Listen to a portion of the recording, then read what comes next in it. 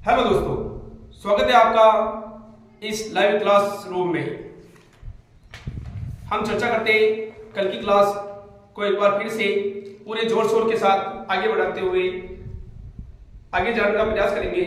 किस प्रकार भारत के सामने विकट परिस्थितियां बनी रही और लगातार संघर्ष के बदौलत भारतीयों को अपने स्वयं का संविधान लिखने रचने का अवसर प्राप्त हुआ। दोस्तों, हमने कल जाना संविधान क्या था, किस प्रकार ऐतिहासिक लड़ाई लड़ने के बाद भारतीयों को अवसर मिला, भारतीय संविधान का निर्माण हुआ, किस प्रकार कैबिनेट मिशन आया, 3 सदस्य कौन थे, किस प्रकार कैबिनेट मिशन का चुनाव हुआ और अलग अलग टाइम में अलग अलग लोगों द्वारा स्वयं के संविधान सभा की मांग ब्रिटिश सत्ता के सामने रखी और कैबिनेट मिशन का चुनाव में कितने लोग थे, वो कहां से आए, उनका चुनाव कैसे हुआ और इसके आगे कल की क्लास में इस कक्षा द्वारा एक त्रुटि की गई जिसे हम सबको मिलकर सुधारना है। जैसा कि हमने कल जाना 296 सदस्यों का संविधान सभा में चुनाव हुआ। इनमें से 208 सीटें कांग्रेस को मिली जो कल गलती से 207 बता दी गई। तो सबसे पहले तो अपने को इसमें सुधार करना है। इसके अलावा मैंने बताया 33 सीटें मुस्लिम लीग को मिली और इसी के बाद मुस्लिम लीग ने प्रत्यक्ष कार्रवाई दिवस मनाया अर्थात सांप्रदायिक दंगे करवाए। दोस्तों, इतना जानने के बाद शायद लोग, मैं आशा करता हूं कि आप जानेंगे होंगे कि राजनीति में संविधान की क्या भूमिका है और संविधान न हो तो कोई देश किस प्रकार औपनिवेशिक सत्ता का शिकार होता है और उनके ऊपर अनेकों अनेक तानाशाही हमले होते, बड़ी मुश्किलों के साथ किसी देश का विकास होता है। इसके आगे क्रम में हम कक्षा को आज आगे बढ़ाते हैं। जैसे ही हमने पढ़ा कैबिनेट मिशन का चुनाव हुआ और अब भारतीय संविधान सभा तैयार है अपना काम करने के लिए और भारत को एक सही दिशा में भारत का संविधान रचने लिखने के लिए। दोस्तों, इससे पहले जब भारतीय संविधान सभा तैयार हो गई थी अपने कार्य को करने के लिए, इसकी सूचना ब्रिटेन में मिली तो ब्रिटेन के प्रधानमंत्री, जैसे मैंने आप लोगों को कल बताया और आपको ज्ञात भी होगा, उसमें क्लाइमेट एटली ब्रिटेन के प्रधानमंत्री रहे और उन्हीं की सरकार द्वारा ब्रिटेन में भारतीय स्वतंत्रता अधिनियम 1947 लाया गया। दोस्तों, हम जानते हैं, इसको अच्छे से हम समझने का प्रयास करेंगे। अभी तक भारत स्वतंत्र नहीं है, संप्रभु नहीं है। अभी भी ये जो संघ चल रहा है इसी में भारत के ऊपर औपनिवेशिक सत्ता, ब्रिटिश सत्ता का प्रेशर भी बना हुआ है। अभी भी भारत स्वतंत्र नहीं हुआ। तो भारतीय संविधान सभा तैयार थी संविधान निर्माण के लिए, उससे पहले ब्रिटेन के पंजे से अभी तक भारत को छूटना शेष रह गया था।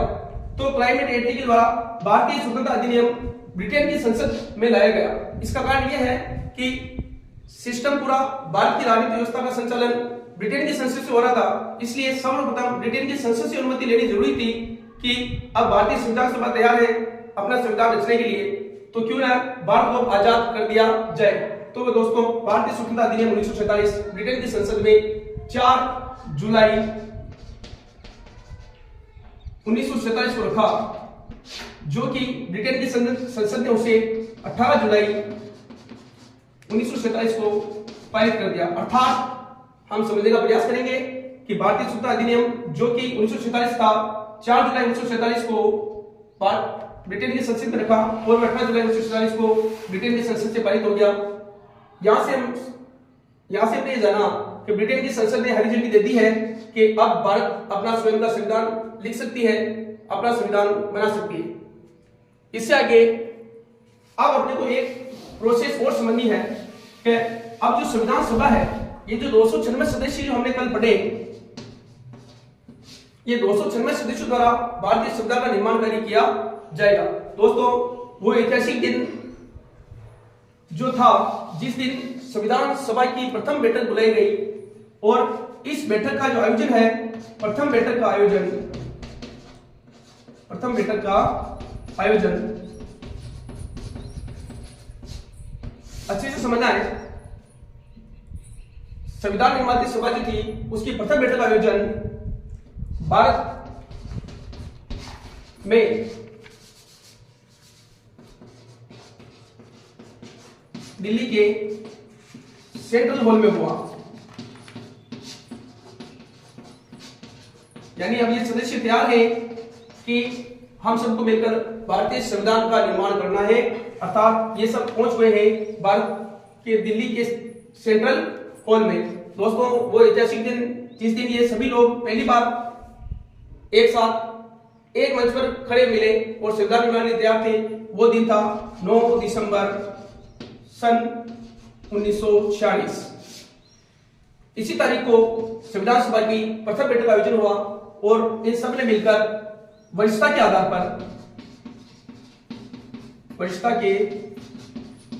पर डॉक्टर सच्चिदानंद सिन्हा को संविधान सभा का अस्थायी अध्यक्ष बना दिया। बैठक प्रथम थी, सभी लोग मौजूद थे, तो डॉक्टर सच्चिदानंद सिन्हा को ये सबसे वरिष्ठ थे। इस वरिष्ठता की विशेषता के आधार पर इनको संविधान सभा का अस्थायी अध्यक्ष बनाया और अस्थायी उपाध्यक्ष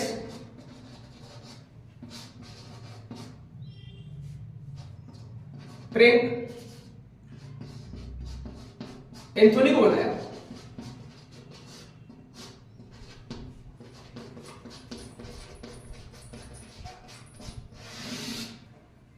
मेरे हिसाब से आप अच्छे से जानने का प्रयास कर रहे होंगे।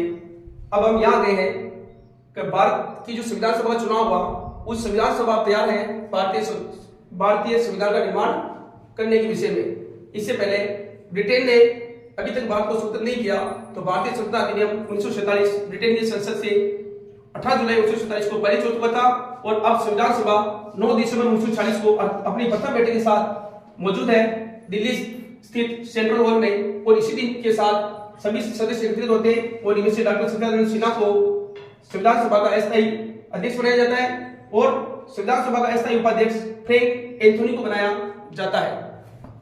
सबसे मजेदार बात यहां यह रही कि यहां पर मुस्लिम लीग व देसी रियासतें अनुपस्थित रही। इस प्रथम बैठक में मुस्लिम लीग और जो देसी रियासतें थी वो इसमें मौजूद नहीं रही। दोस्तों इसके बाद संविधान सभा की दूसरी बैठक का आयोजन होता है। संविधान सभा की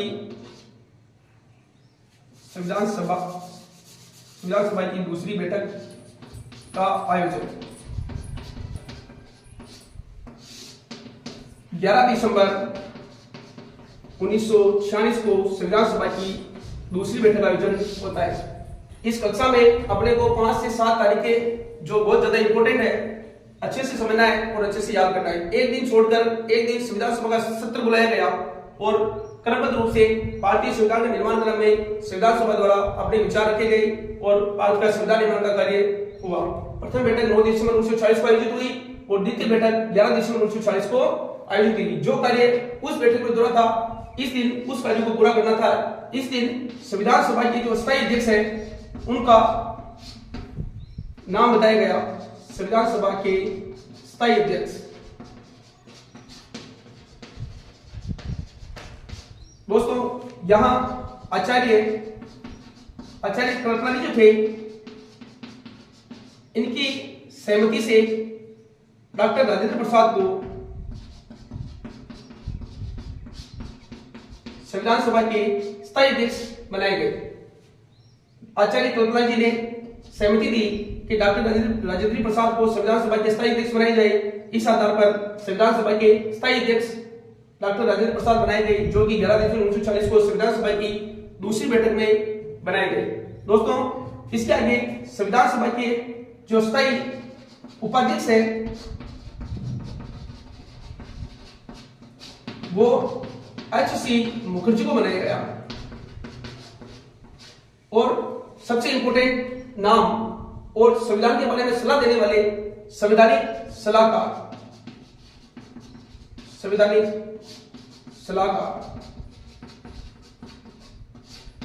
B.N. राव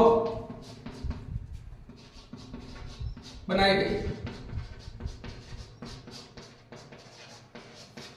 अगर आप सभी लोगों ने हिम्मत रखी तो बहुत जल्द हम एक दिन वो ले आएंगे जिस दिन भारतीय संविधान की रूपरेखा हम सबके बीच तैयार होगी। बस आप लोगों को पूर्ण मनोयोग के साथ समझना है। संविधान सभा द्वारा अपना कार्य प्रारंभ कर दिया गया। प्रथम बैठक 9 दिसंबर 1946 को बुलाई, द्वितीय बैठक 11 दिसंबर 1946 को बुलाई। दोस्तों, प्रथम बैठक में उपाध्यक्ष का चुनाव हुआ और द्वितीय बैठक में संविधान सभा के स्थायी अध्यक्ष और अस्थायी उपाध्यक्ष बना दिए गए। और इसके आगे संविधान सभा की जो अगली बैठक हो रही है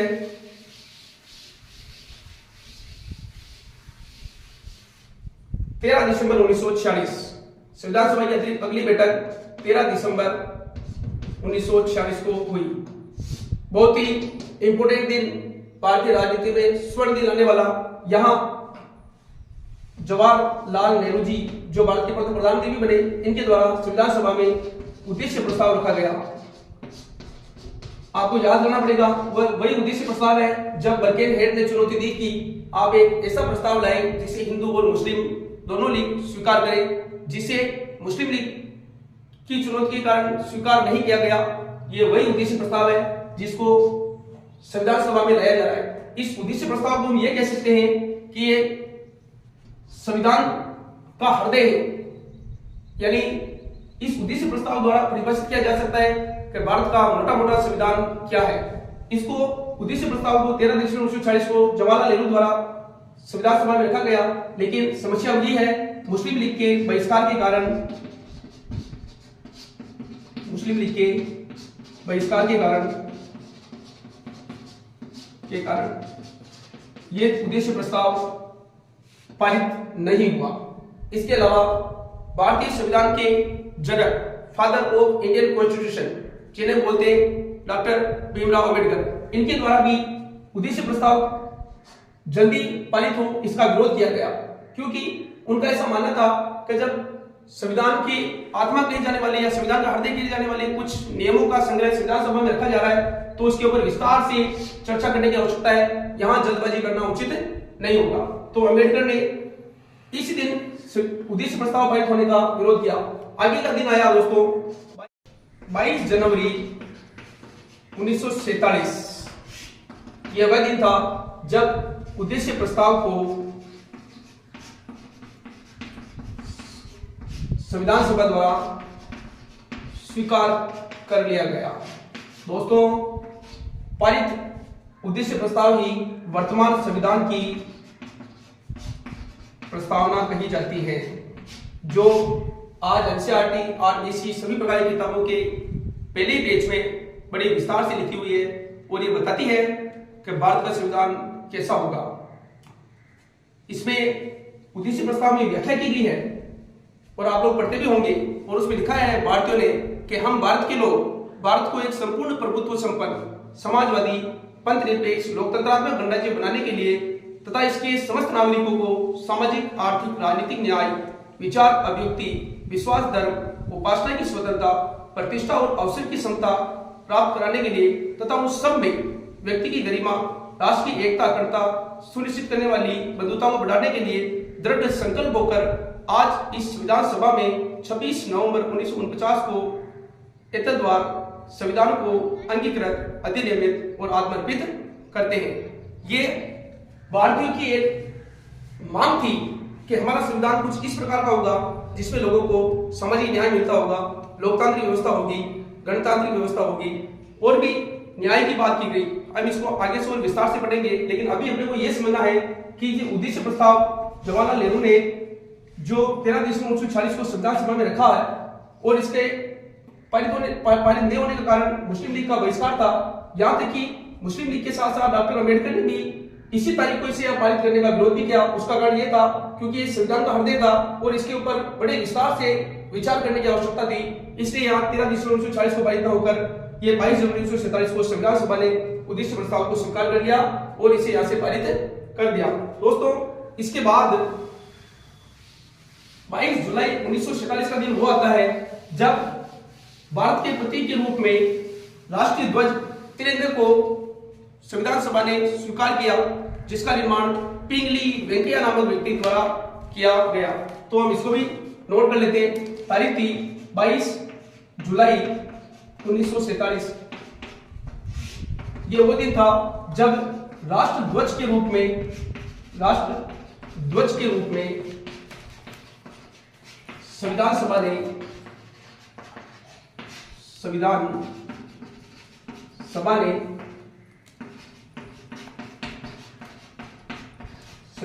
तिरंगे को स्वीकार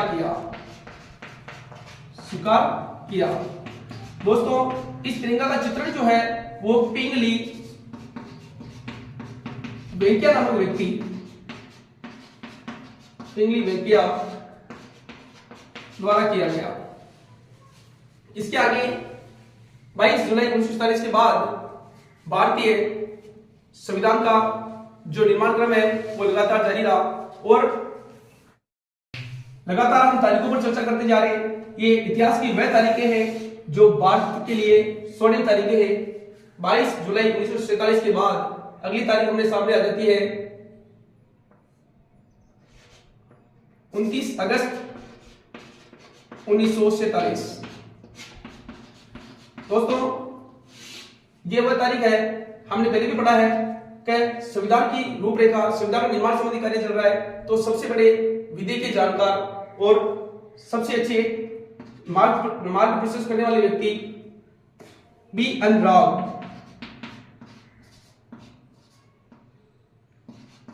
B.N. राव को संवैधानिक सलाह देने का काम सौंपा गया और संविधान की या राजनीति की विभिन्न कसौटियों पर चर्चा करने के लिए एक समिति बनाई गई। वो भी इसी दिन बनाई। उसका नाम था मसौदा समिति, ड्राफ्टिंग कमेटी या फिर पांडुलिपि कमेटी। दोस्तों, ये जो कमेटी है, ये कमेटी प्रत्येक उस बिंदु पर विस्तार से चर्चा करेगी जो भारतीयों के लिए उचित हो या भारतीयों के लिए अनुचित न हो। आखिर स्वतंत्रता दी जाए तो किन किन आधारों पर स्वतंत्रता दी जाए, समानता दी जाए तो किन किन आधारों पर समानता दी जाए, इस प्रकार के न्याय कौन कौन से होंगे, कैसे न्याय लोगों को दिए जाए, ऐसे बहुत सारे विचारों पर संविधान सभा में बात रखने के बाद अंतिम जो निर्णय लेगा वो समिति का गठन भी 29 अगस्त 1947 को हुआ, जिसके अध्यक्ष डॉक्टर भीमराव अम्बेडकर बनाए गए। और उस समिति का मोटा नाम जो हमारे सबके मुंह पर रहता है उसका नाम है प्रारूप समिति, ड्राफ्टिंग समिति या फिर पांडुलिपि समिति। तो इस नाम को यहाँ पे नोट करेंगे। इसी तारीख को एक प्रारूप समिति बनाई। इस समिति के 7 सदस्य थे और इस समिति का काम मैंने भी आपको बता ही दिया, संविधान की हर कसौटी के ऊपर विस्तार से चर्चा करना, उसका वो उचित है या नहीं है, राष्ट्रहित में है या नहीं है। अगर राष्ट्रहित में हो तो संविधान में जोड़ने की सलाह इस समिति द्वारा दी जाएगी। और इस समिति के अध्यक्ष बनाए गए, वो अध्यक्ष बनाए गए डॉक्टर भीमराव अंबेडकर।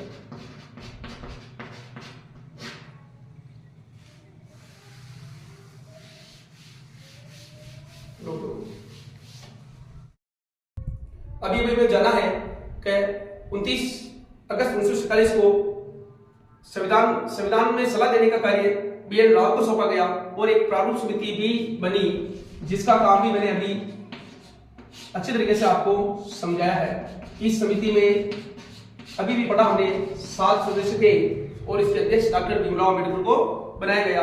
इसके अलावा मोहम्मद सादुल्लाह इसके सदस्य थे, के मुंशी इसके सदस्य थे, अल्लादी कृष्ण स्वामी अयंगर इसके सदस्य थे, एन माधवराव इसके सदस्य थे और टी कृष्णाचारी भी इस समिति के सदस्य थे। ये 7 सदस्यीय दल प्रत्येक इस बिंदु पर चर्चा करेगा कि कौन सी विषय वस्तु या कौन से नियम कानून संवैधानिक है अथवा नहीं है, कौन से राष्ट्रहित में है अथवा नहीं है। इसके बाद अगली तारीख आ जाती है 26 नवंबर 1949। 26 नवंबर 1949 जब हम उद्देशिका या संविधान की प्रस्तावना पढ़ते हैं तो ये तारीख उसमें बिल्कुल साफ सुथरी में दिखाई पड़ती है। ये वो दिन था जब संविधान को आंशिक रूप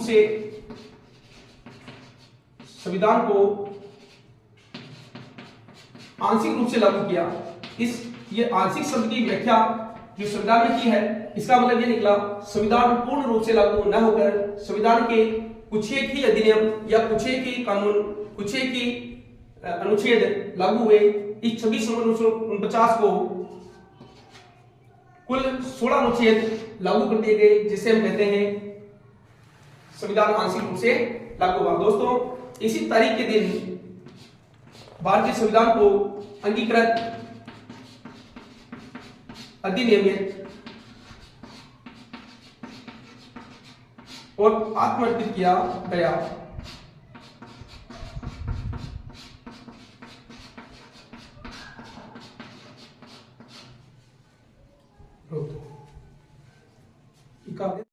दोस्तों इसके बाद 26/49 को ये सभी काम हो गए थे संविधान के संदर्भ में। आगे एक तारीख पड़ती है 24 जनवरी 1950।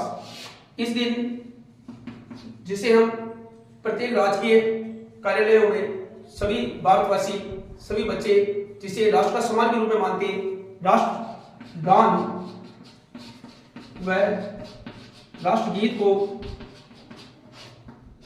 संविधान सभा द्वारा स्वीकार कर लिया गया। और इसी दिन संविधान सभा की अंतिम बैठक हुई। इसके बाद कुल 284 सदस्य संविधान सभा में मौजूद थे और संविधान जो बनकर कंप्लीट हो गया उसके ऊपर यशस्वी प्रधानमंत्री भारत के पंडित जवाहरलाल नेहरू ने प्रथम हस्ताक्षर किए संविधान पर, और संविधान पर अंतिम हस्ताक्षर भारत के प्रथम राष्ट्रपति राजेंद्र प्रसाद द्वारा किए गए। और संविधान कुल 2 वर्ष 11 माह और 18 दिन में बनकर तैयार हुआ। ये जो अपना संविधान है, इसको मैं संविधान का परिचय और संविधान के निर्माण चरण में 2 लाइन में वापस स्पष्ट करना चाहूंगा। संविधान की परिभाषा हमने पढ़ी है अच्छे से, नियम कानून भारत के लिए बन गए हैं। भारतीय संविधान बनकर तैयार हो गया 26 नवंबर 1949 को। अंतिम रूप से 284 सदस्य 24 जनवरी 1950 को संविधान सभा में मौजूद थे और बारी बारी से सबको साइन करने का मौका मिला। स्वयं आत्मर्पित किया, अंगीकृत किया और उसको अधिनियमित भी किया संविधान को, जिससे प्रथम हस्ताक्षर पंडित जवाहरलाल नेहरू व अंतिम हस्ताक्षर डॉक्टर राजेंद्र प्रसाद द्वारा की गई। अभी भी हमने पढ़ा है कि संविधान बनने में 2 वर्ष 11 माह 18 दिन का समय लगा। जो संविधान बनकर तैयार हुआ है,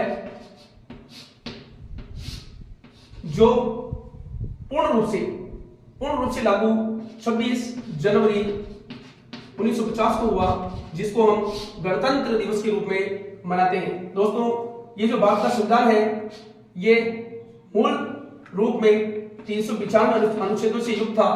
इसमें जब ये लागू हुआ 8 अनुसूचियां थी